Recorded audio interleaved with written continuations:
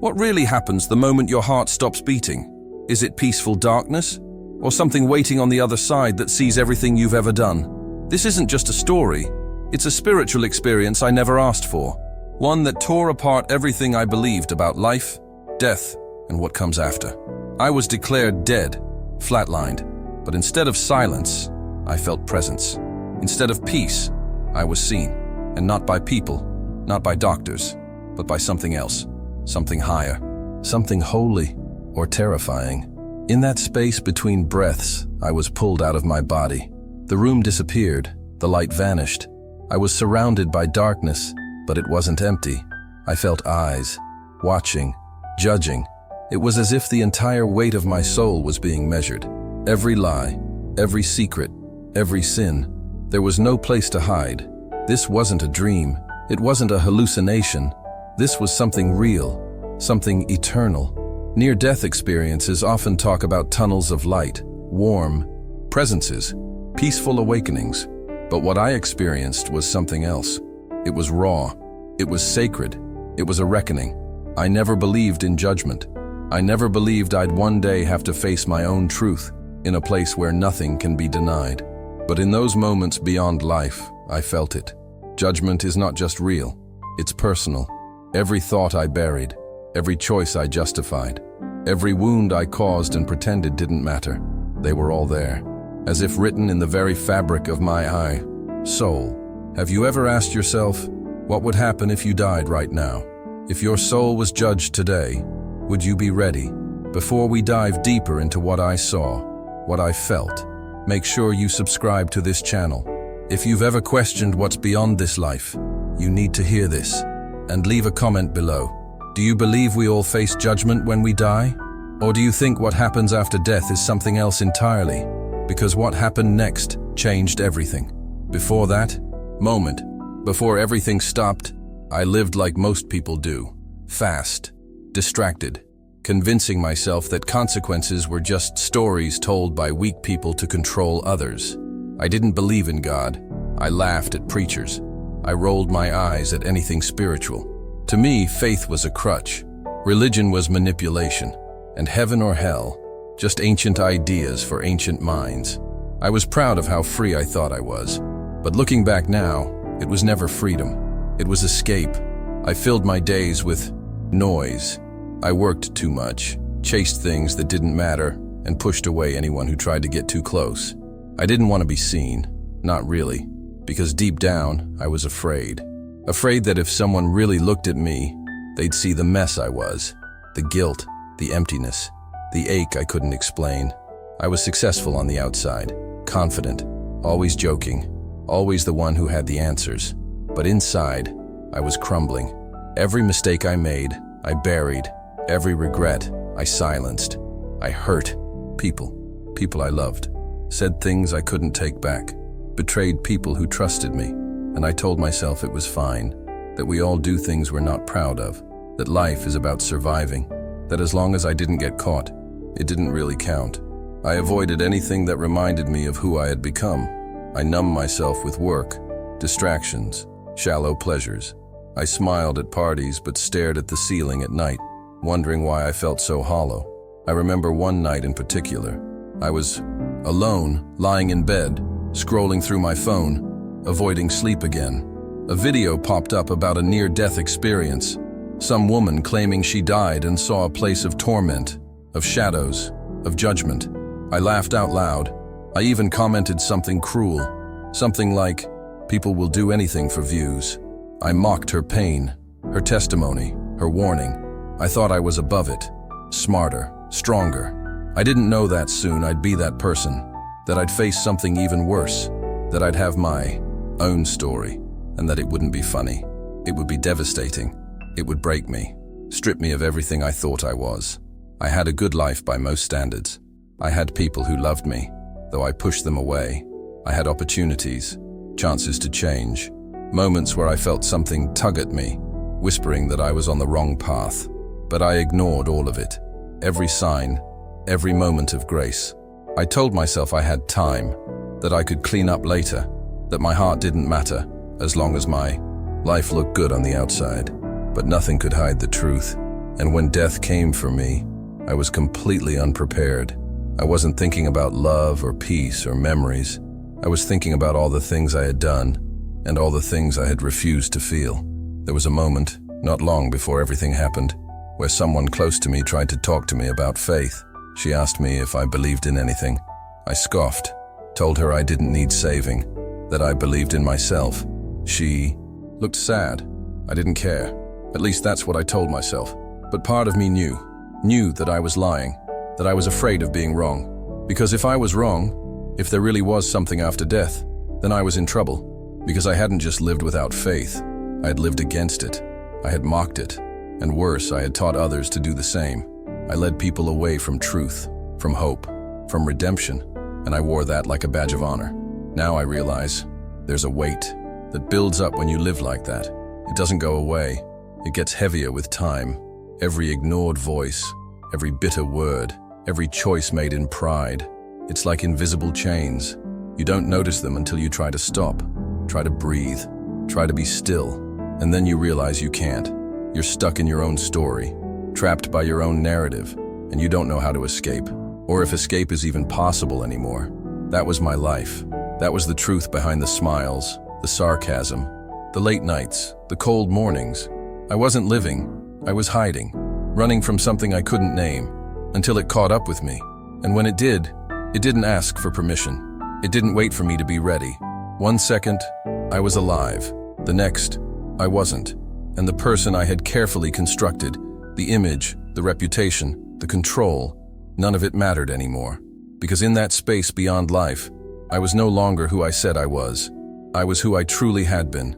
There were no masks, no excuses. Just my soul, exposed, seen, judged. And that judgment didn't come with fire or lightning. It came with clarity, with truth, unfiltered, relentless. I wasn't punished. I was revealed.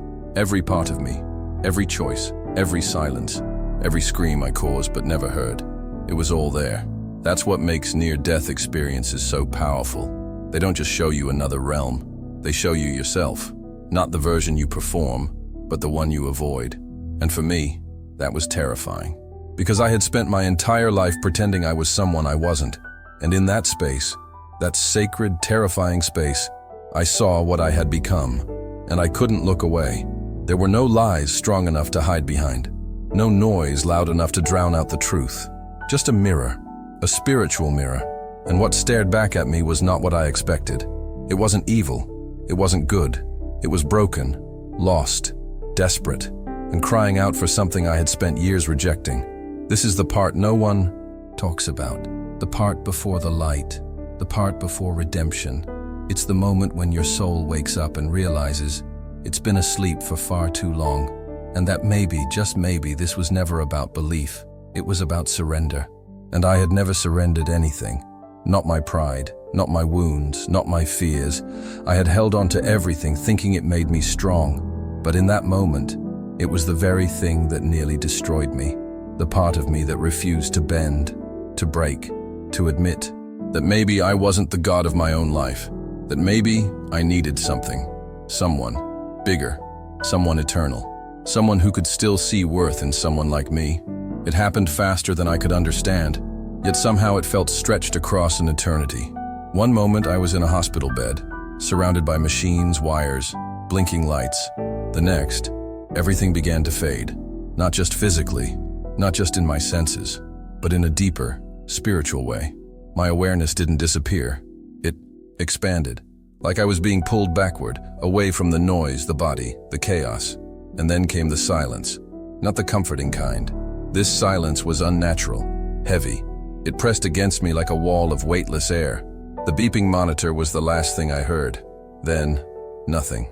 Not silence as in absence of sound, but silence that had presence, like it was alive, watching, waiting.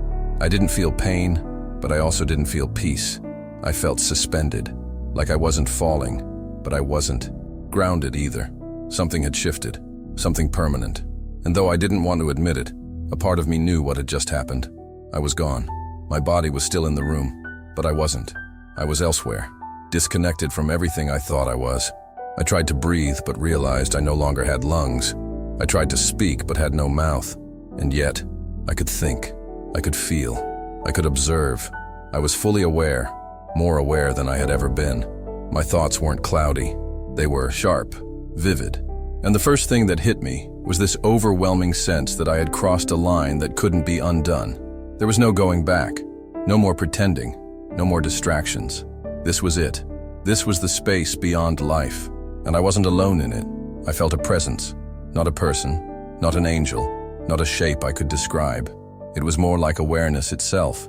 It surrounded me, entered me, examined me without words, and somehow I knew it was there to judge, not to hurt, not to condemn, but to reveal. And that was even more terrifying, because when you're used to hiding, when you've lived a life based on covering your tracks, the idea of being fully known is unbearable. And that's exactly what I felt. I was known. Every motive, every thought, every moment I thought was hidden. The space around me, if you could even call it space, was shifting, not physically, spiritually. There were no colors, no shapes, but I saw more clearly than I ever had with my physical eyes.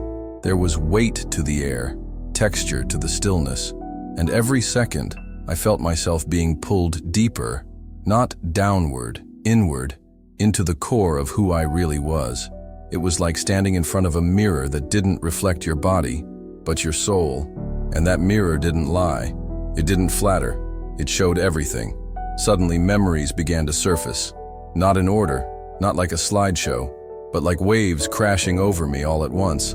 Moments I forgot, moments I ignored, every choice I made that hurt someone. Every time I looked away when I should have acted. Every time I lied, cheated, mocked. It was all there, not like a punishment, but like a replay. I wasn't being scolded. I was being reminded, and that was worse, because I couldn't explain anything. I couldn't defend myself.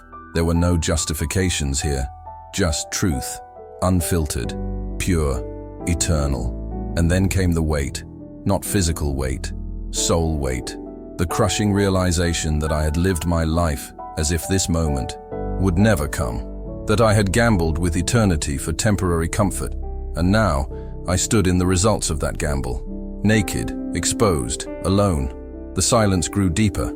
It wasn't quiet, it was communicative. It told me things without words. And what it told me in that moment was that this was not heaven. This was not peace. This was reckoning.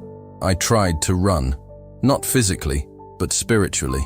I tried to push the images away, to close the mirror, to block out what was being shown to me. But there was no escape. This place, this realm, was built on truth. And in truth there is no hiding. I felt like I was collapsing inward, my identity crumbling. Everything I had built, all my pride, my beliefs, my mockery, my arrogance, it all broke apart like paper in fire. What remained was something I didn't recognize, something desperate, something raw. At some point, I realized there were others, not beings, not people, presences, observers, witnesses. They didn't speak, but I felt their awareness on me, as if my soul was being watched by countless eyes, each one representing something I had ignored, a truth, a warning, a moment of grace I had thrown away. They weren't there to harm me. They were there to bear witness, and that was unbearable. To be seen like that, not for your strengths, but for your secrets. My surroundings began to shift again, shadows forming where there had been stillness. Not shadows in the way we think of them. These were shapes made of absence, of things I never faced. They drew closer. They didn't touch me. They didn't speak, but they reflected me, like echoes of who I could have been. I felt grief, but not for being dead. Grief for the life I had wasted, for the mercy I had mocked, for the love I had rejected. And then came the cold, not physical, but soul deep, a chill that wrapped around the core of who I was. It wasn't the chill of a room, it was the chill of separation, the realization that I had spent my life pushing away the very light that could have saved me. And now, in this space between life and eternity, that light was nowhere to be found, because I had never wanted it, never asked for it, never believed in it. And now, I faced the result of that choice. This wasn't hell, not yet, but it wasn't life. It was judgment, a divine moment of truth where your soul is shown exactly what it has become. No more excuses, no more distractions, just you and everything you are. I thought death would be nothingness. I thought it would be quiet, peaceful, empty. But what I found was far more terrifying. It was real, it was alive, and it demanded truth. There are no clocks in that space, no time, but it felt endless, each moment stretched by the weight of what it revealed. I didn't know how long I was there, but I know I wasn't in control. Not anymore. Not ever, really. I had just convinced myself I was, and now the illusion was gone, and all that remained was what I had truly chosen. Before you continue with this content that shows you what it's like to stand face to face with eternal judgment, you need to check out the ebook, Secrets of Life. This book reveals deep teachings from the scriptures, truths long forgotten by many, lessons that will strengthen your faith, restore your spirit, and help you understand God's path even in your darkest moments. It's not just another book, it's a warning, a spiritual map for those who feel on the edge, between faith and emptiness, between the calling and the abyss. You don't have to wait for a life-altering wake-up call to open your eyes. After this video, click the link in the description and begin your spiritual turnaround today, because tomorrow might be too late. There was no fire, no demons, no chains, only awareness, stillness, a space that felt ancient and eternal all at once.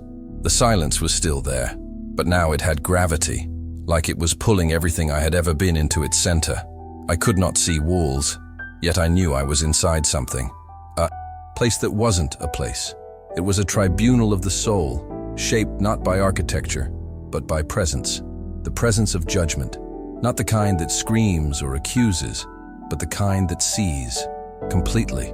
I wasn't standing, I wasn't floating, I wasn't anything. I simply was. A soul in full exposure, no skin, no body, just consciousness and memory and something deeper, the core of me. And in that state, something began. I didn't ask for it. I couldn't stop it. It came like a flood, not outside me, but from within.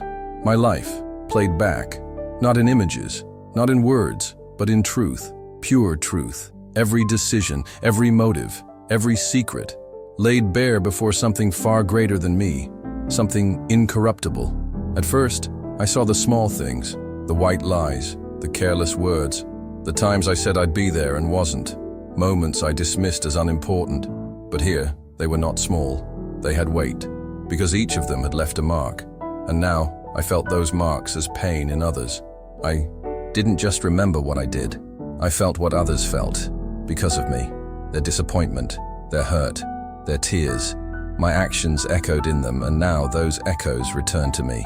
It was unbearable. Then the deeper things came.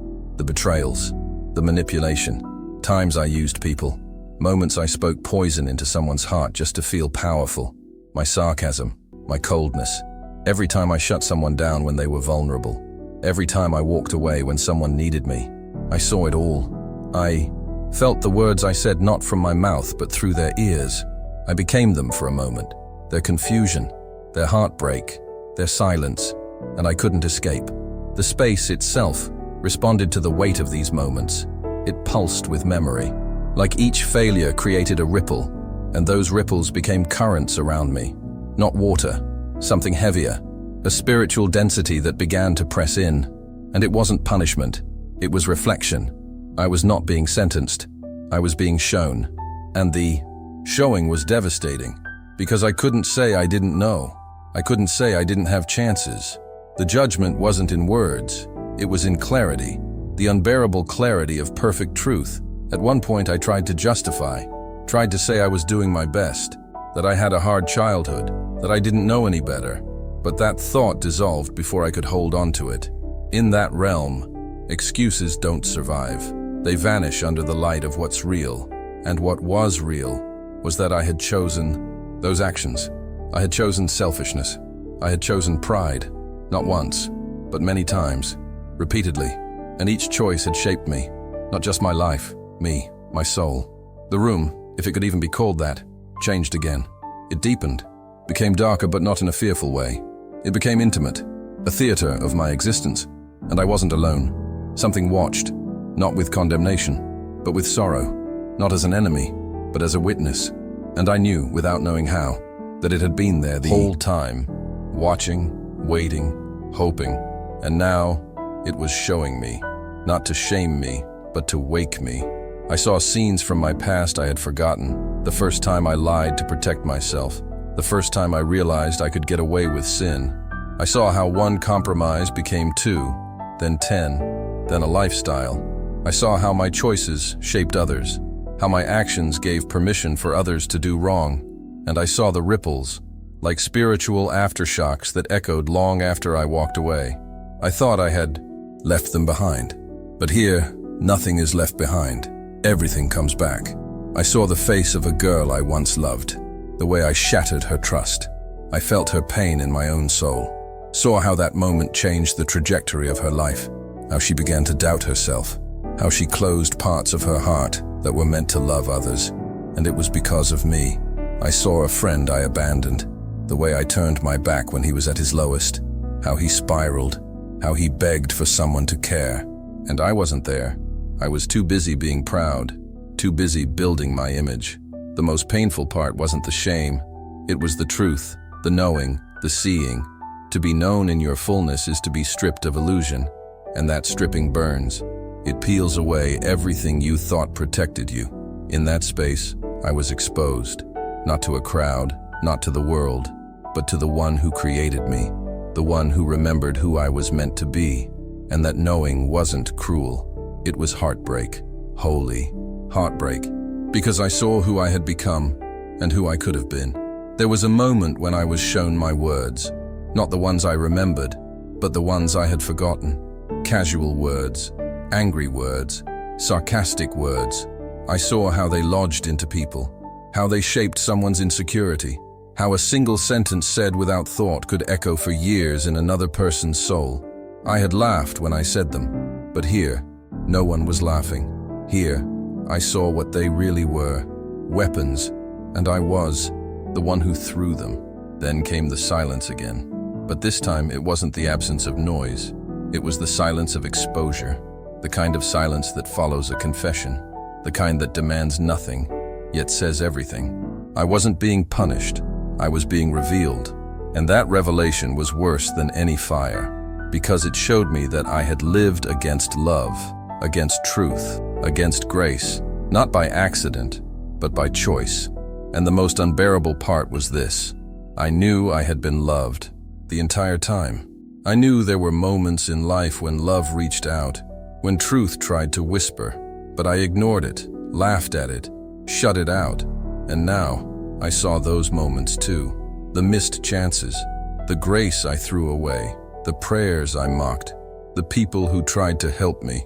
All of them were part of the record, not as accusations, but as mourned opportunities.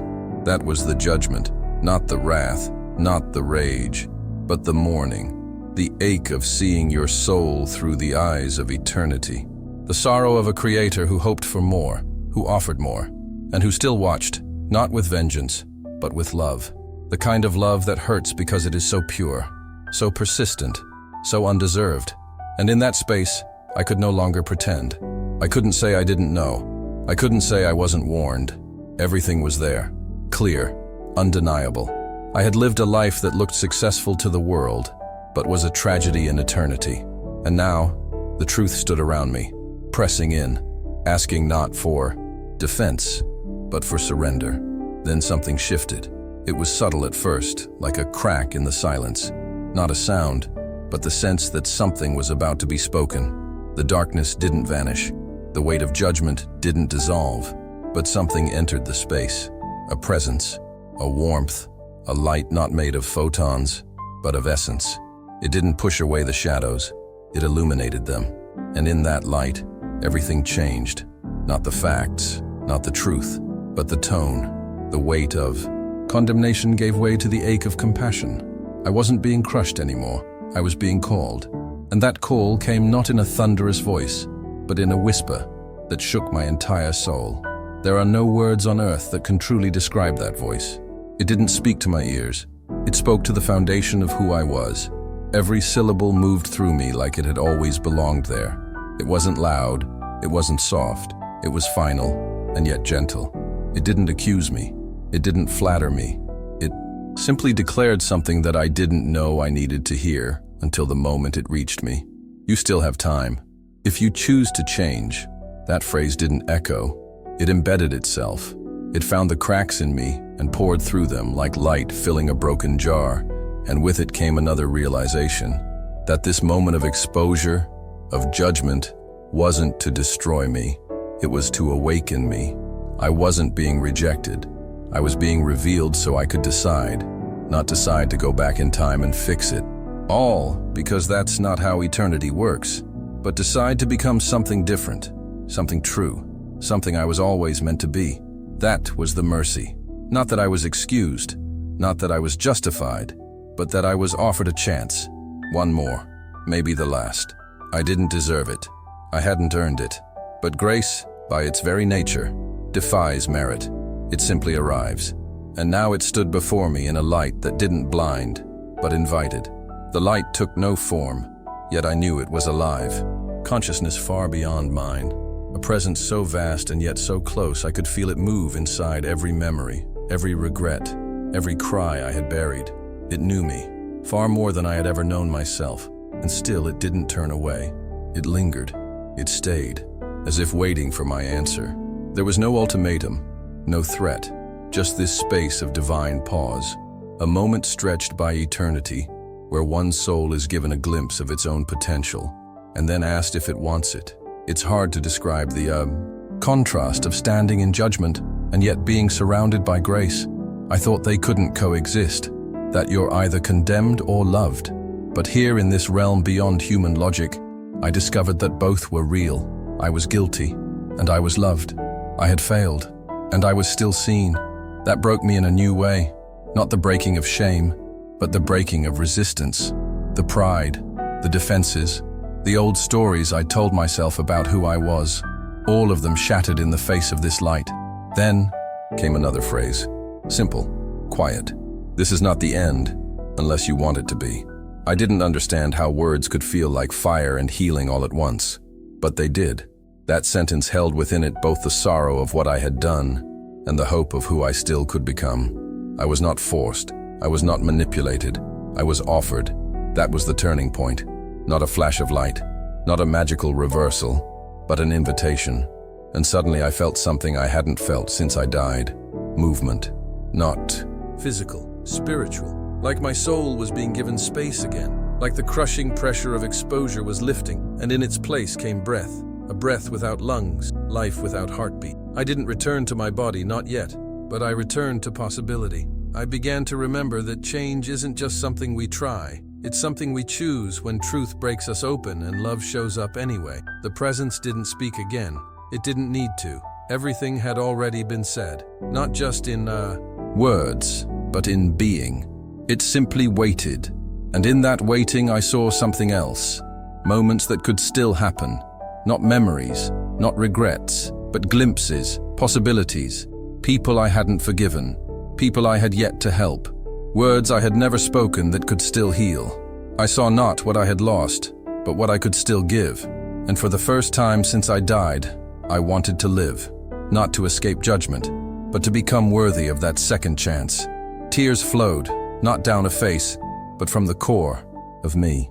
Spiritual tears, the kind that cleanse, the kind that come when shame gives way to repentance. And in those tears, I felt the weight begin to shift. The shame didn't disappear, but it was being exchanged. Exchanged for humility, for purpose, for the ache of restoration. I wasn't being erased. I was being rewritten, one painful, sacred sentence at a time. I don't know how long I remained in that light. Time didn't exist there. Only process, only presence. But what I do know is that everything in me changed. Not because I tried to change, but because I finally stopped running. I stopped justifying. I stopped pretending. And in that surrender, the voice had spoken, and it had not said goodbye. It had said choose. That was the grace. Not erasure, but choice. In the presence of eternity, I was given agency. Not control over what had been, but an open hand for what could be.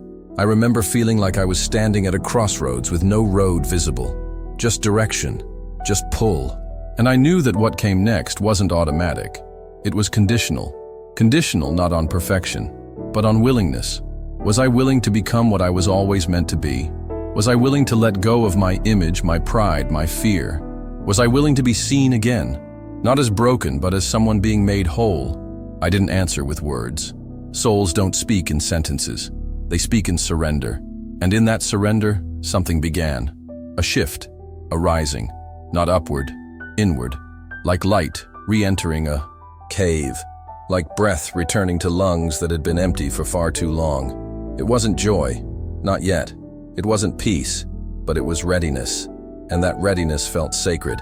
It felt like the beginning of a new sentence, not the end of a story. Then came the shift. A sudden pull, like being sucked through eternity in reverse. The presence didn't fade. It simply released, not in anger, not in distance, but as if it had completed what it came to do. The tribunal faded into dimness, but the weight of truth stayed with me.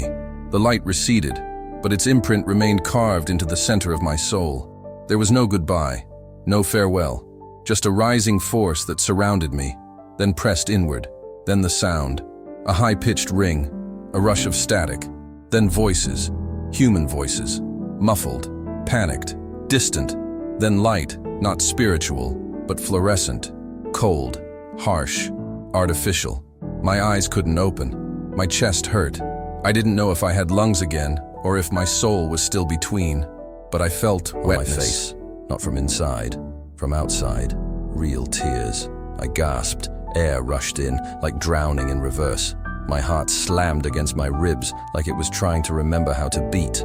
My limbs twitched. My ears caught fragments of language, medical terms, shock, flatline, minutes. Someone screamed, someone cried, but all of it felt so small. The chaos of return was deafening, but my soul was still silent, processing, holding what it had seen, what it had become. I was back, but not really, because the person who had died wasn't the one returning.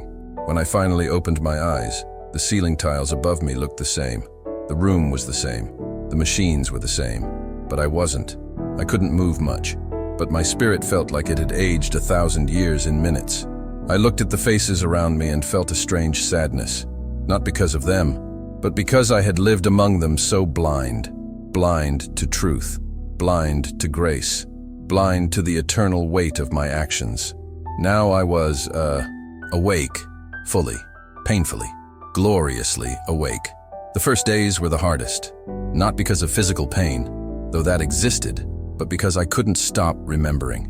Not just the light, but the judgment, the review, the unbearable awareness of who I had been, and the invitation I had been given. You still have time, if you choose to change. Those words haunted me in the best way. They wouldn't let go, and I didn't want them to, because I had been given something rare, a second chance, not just at life, but at becoming truly alive. Everything looked familiar, but it no longer held the same meaning. The world didn't change, but I had. Food tasted different, not better, just less important. Conversations felt slower. The noise of everyday life became a background hum I could never fully turn up again, because in my ears still rang the silence of that place, that holy, terrifying place of spiritual exposure. Every time someone spoke, I listened differently. Every time I was tempted to lie, I heard the echoes of my past failures. I cried often. Sometimes at night, sometimes while standing alone in the shower, because the weight of grace is heavy, and when you realize you've been loved even at your worst, it does something permanent to your soul.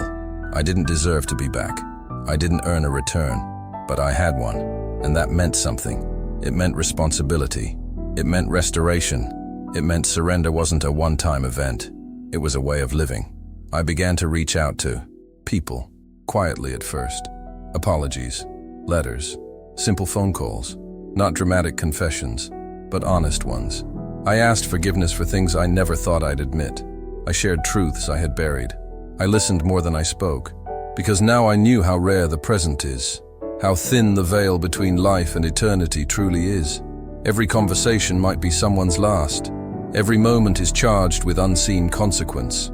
I found myself drawn to truth, not religion, not ritual, truth. I read ancient texts. I prayed, though I didn't always know to whom. I searched, not out of panic, but out of hunger. A soul hunger that cannot be filled with anything this world offers. the hunger born in judgment, fed in grace, sustained in transformation. The people around me noticed. Some were curious, others uncomfortable. They said I seemed different, softer, quieter, less proud, more serious. And they were right. Because once you've seen your soul through the eyes of eternity, you can't go back to pretending. You can't go back to empty distractions. Everything becomes sacred, every moment holy, every mistake an opportunity to try again. I started telling my story, at first to close friends, then to strangers, then to anyone who would listen. Not because I wanted attention, but because I couldn't stay silent. The truth burns in you when it's real. It demands to be spoken. I wasn't trying to convert anyone. I was just sharing. This is what I saw. This is who I was. This is what grace showed me. Some believed, some didn't. That part wasn't my responsibility. My part was to speak. Sometimes I still feel the fear. Sometimes I wake up in a cold sweat, remembering the tribunal, the way I saw myself, the way truth left me undone. But now, the fear isn't despair. It's reverence, holy fear, the kind that reminds you not to waste time, not to harden your heart, because I know what's waiting, not just torment, but justice. And I wasn't ready. I wasn't prepared for what I saw, but now I live, every day preparing. I take nothing for granted. Every person matters. Every action echoes. Every breath is mercy. I still fail. I still stumble. But now, I own it. I name it. I repent quickly, because I know what it costs when we don't. I know the weight of one unspoken truth. I know how silence can condemn. I know how choices shape eternity, not just for us, but for others. I was judged, and I didn't die from it. I came back, but I came back different, not better, just broken in the right way. And in that brokenness, I found something I never knew I was missing, a new life. Not perfect, but real. A life built on truth, on surrender, on the memory of light. A life that started not when my heart began to beat again, but when my soul said yes to grace. And now I ask you the same question that was asked of me, not with words, but with presence. Have you ever felt judged by your own soul? Have you ever been so honest with yourself that it terrified you? That maybe, just maybe, the things you've buried are still echoing in eternity?